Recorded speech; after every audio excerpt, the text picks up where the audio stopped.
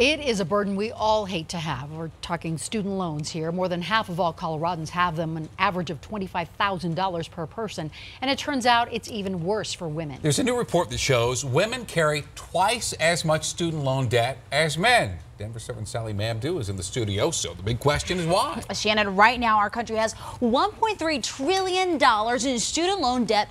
2/3 of women make up that number. The report shows women are paying $833 billion versus men who are only paying $477 billion. And what's even worse about all of this is that it takes us women longer to pay off those student loans. For single mom, 47-year-old Christine Russell, going to college wasn't always an option. I raised my kids alone with no benefit of child support, so I had to have a job that afforded me to raise them decently. Her two children, now in their mid-20s, decided to show their gratitude, so they got together to pay for some of Christine's Metro State University's expenses. And it's so generous of them to give up this part of their life so that I can follow my dream.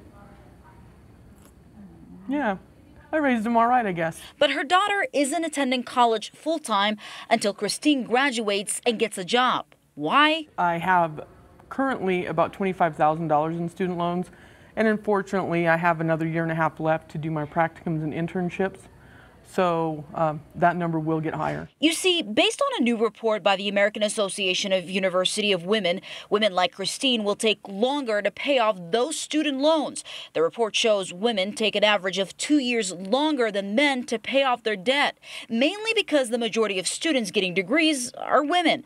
And while that's encouraging to hear for us women, the report shows when women finally get out in the workforce, well, they make 26% less than men, which brings us full circle into why women can't pay their loans fast enough. It's unfair.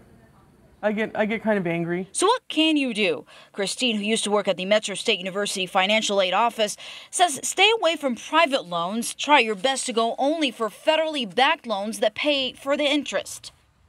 Another good option to consider are scholarships. You can apply for those and you don't have to have a perfect GPA. We're live in the studio. Sally Mamdouh, Denver 7. All right, Sally, thanks. And student debt's a big part of President Trump's new budget.